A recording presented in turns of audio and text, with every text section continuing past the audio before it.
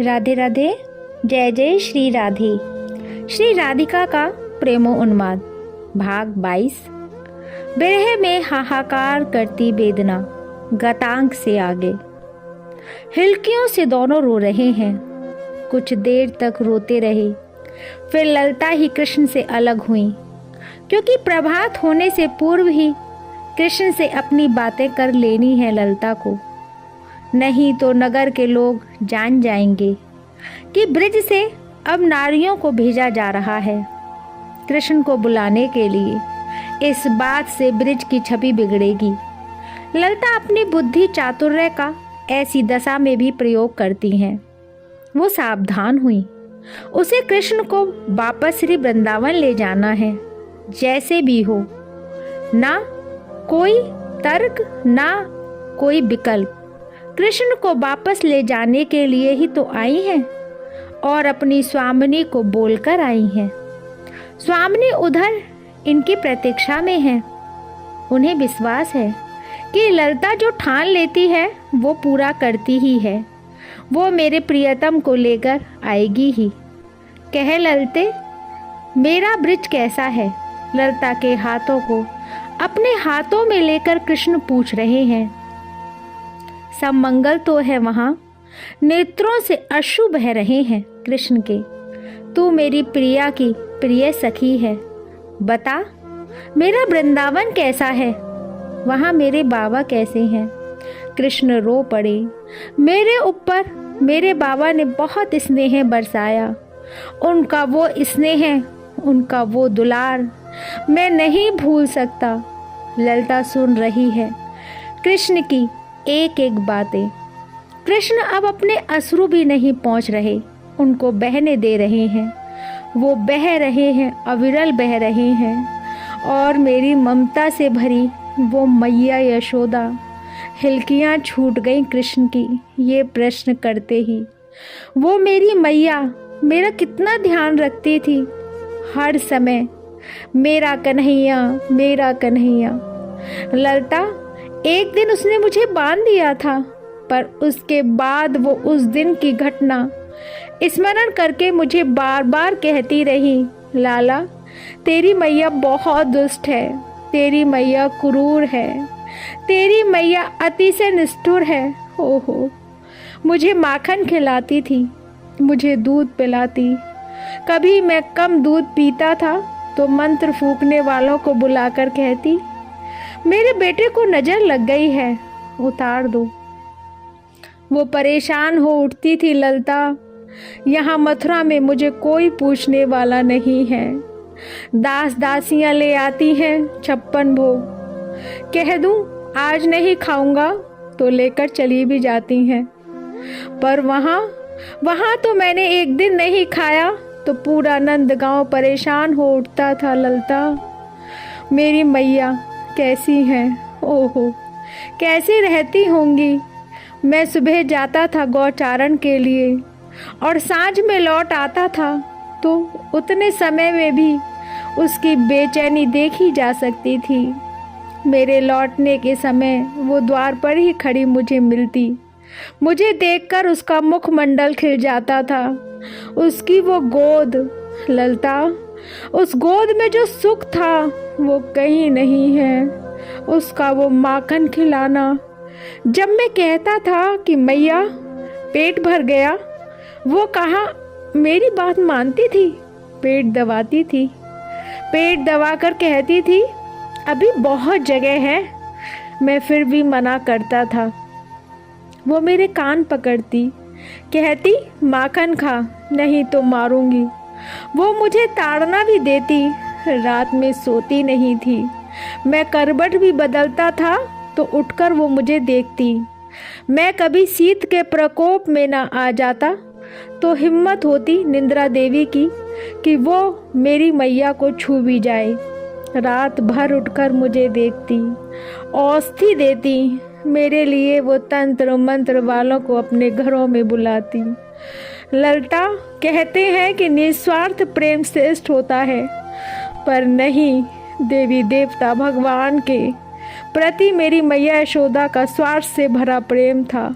वो स्पष्ट कहती, मैं जो व्रत कर रही हूँ, पूजा कर रही हूँ, दान आदि दे रही हूँ, केवल मेरा लाला स्वस्थ रहे, प्रसन्न रहे, इसके लिए। कृष्ण के सारे वस्त्र भीग गए थे आंसुओं से। कुछ देर ऐसे ही रहे कृष्ण, रोते रहे। वाणी अवरुद्ध हो गई थी कृष्ण की।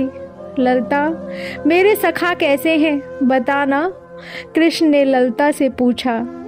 मेरा मनसुख कैसा है? वो पागल मनसुख कहता था, तुझमें हिम्मत है तो मुझे मोटा करके दिखा। मैंने उसी के लिए माखन चोरी की थी, अब कैसा है वो सखाओं का प्रेम, ओहो, यहाँ तो मुझे सब राजा महाराजा कहते हैं। एक मित्र है उद्धव, किंतु वो भी हाथ बांधे खड़ा रहता है, जैसे वो सेवक हो। कृष्ण बोले, ललता, सख्य भाव को उजागर तो मेरे ब्रज के सखाओं ने ही किया है। मुझे घोड़ा भी बना देते थे, मुझे पकड़कर बांध देते थे, किंतु उनका प्रेम अद्वितीय था। ललता, जब मेरे सखाओं ने समझा कि कंस के राक्षस मुझे मारने ब्रिज में आ रहे हैं, ओहो, सबने मेरा रूप धारण करना शुरू कर दिया था। वो सब मेरी तरह ही मोर मुकुट धारण करते, पीतांबर मेरी तरह। और हद तो तब हो गई जब नीला रंग पोत कर उस दिन मनसुख आ गया। मैं उस दिन बहुत हंसा, बहुत। मैं समझ ही नहीं पा रहा था कि मेरे सखा मेरा रूप क्यों धारण कर रहे हैं। उस दिन मुझे श्री धामा ने बताया, कन्हैया, कंस तुझे मारने के लिए राक्षस भेजता है ना, तो तेरा स्वरूप उनको बताता होगा कि कृष्ण मोर मुकुट धारण करता है, पीतांबर पहनता है। तो मैंने पूछा था श्री दामा से, तो श्री दामा ने उत्तर दिया था, हम ही कृष्ण हैं, मार हमें, पहले हमें मार। उन राक्षसों को हम ही कृष्ण हैं, ये बताने के लिए तेरा स्वरूप धारण कर रहे हैं। कृष्ण ये प्रसंग सुनाते हुए खूब रो रहे हैं, खूब। कन्हैया, ये खा। एक दिन मनसुख ने लड्डू लाकर दिया और मुझे कहने लगा, खा। मैंने भी खा लिया। तो श्री दामा की ओर देखकर वो हंसा था। मैंने मनसुख से पूछा, तू हंसा क्यों? वो ताली बजाते हुए बोला, मैंने अपना झूठा खिला दिया तुझे। मैं उसे पीटने के लिए भागा तो हाथ जोड़कर बोला, पीट। खड़ा हो गया मेरे सामने। पर मुझे झूठा क्यों खिलाया मनसुख? मैंने जब उसे गंभीरता से पूछा तो ललता उसका उत्तर था, झूठा खाने से प्रेम बढ़ता है। मैंने कहा, तेरे मन में मेरे प्रति क्या प्रेम की कमी है? तब गंभीर होकर बोला मनसुख, मेरे मन में तो तेरे प्रति बस प्रेम ही प्रेम है, किंतु तेरे मन में नहीं है। झूठा? मैंने तुझे इसलिए खिलाया ताकि तू भी हमसे प्रेम करे। कहीं ऐसा ना हो कि हम कर रहे हैं प्रेम और किसी दिन हमें छोड़कर तू चला गया तो? विशुद्ध सख्य भाव, कहीं कोई अन्य भाव का प्रवेश ही नहीं है। कृष्ण को ज्यादा रोते हुए देखा ललता ने तो उन्हें बैठा दिया। बोली, ज्यादा मत रो श्याम, हमें तो आदत है किंतु तुम्हें नहीं है, कोमल हो तुम। ये कहते हुए श्याम सुंदर को ललता ने बिठा दिया। इधर उधर देखा ललता ने, क्या देख रही हो? तुम्हारे लिए जल, तुम्हारा कंठ सूख रहा है। ललता के हृदय में अति से स्नेह है कृष्ण के प्रति। इस स्नेह को कृष्ण अनुभव कर रहे हैं। वो लंबी सांस लेते हैं, रुदे कंठ से कहते हैं, यहाँ कोई नहीं है इस कृष्ण को पूछने वाला। ललता जाती हैं और बाग में सरोवर भी है, कमल पत्र में जल लेकर आती हैं और कृष्ण को पिलाती हैं।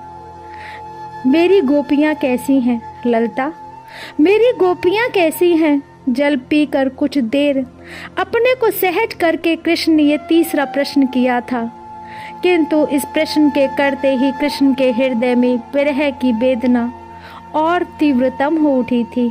ओह ललता, मेरी वो गोपियाँ, उनके जीवन में मैं ही तो था। उनकी हर क्रिया मेरे लिए ही तो होती थी। उनकी बातों का विषय उनका ये श्याम सुंदर ही तो था। फिर आंसुओं की वर्षा। ललता, वो कहीं जाने को निकलती थी अपने घर से, किंतु पहुंच जाती थी मेरे घर मुझे देखने। उनके पाँव अपने आप मेरी ओर चल देते थे। उनकी आंखें बस मुझे ही देखना चाहती थी, उनके कान बस मुझे ही सुनते थे और उनका मन मुझ में लगा हुआ था। फिर रुक कर कृष्ण बोले, नहीं नहीं, उनका मन मुझ में लगा नहीं था, उनका मन मैं ही बन गया था। खाती थी मेरे लिए, वो पहनती थी मेरे लिए, वो सजती थी मेरे लिए, वो सोती भी थी तो मेरे लिए, जागती भी थी मेरे लिए। उनके जीवन में केवल केवल मैं था। ओहो, वो कैसी रहती होंगी इन दिनों मेरे बिना। ललता, इन गोपियों ने मेरे लिए सर्वस्व त्यागा। इतना बड़ा त्याग तो कोई योगी तपस्वी भी नहीं कर सकते। वो लाल वस्त्रों में सजी धजी एक उच्च सन्यासन है। मैं जब आ रहा था मथुरा, तब मैंने उनको देखा, उनकी दशा देखी। वो मर जाती, किंतु उन्होंने मेरे लिए अपने जीवन को धारण कर रखा है। ओहो, ये कहते हुए कृष्ण अब अचेत हो गए थे। ललता ने उन्हें संभाला। ब्रह्म मुहूर्त भी हो रहा था, बाहर लोगों का आवागमन शुरू हो रहा था। ललता फिर गई सरोवर में, कमल पत्र में जल लेकर आई और जल का छींटा देते हुए रो उठी। उधर तुम्हारी प्रिया की दशा इससे भी ज़्यादा उन्मादपूर्ण है, और इधर तुम, हे कात्यायनी देवी, इन दोनों को मिला दो। ललता हाथ जोड़ रही है, देवी देवताओं को मना रही हैं। जय जय श्री राधे श्याम।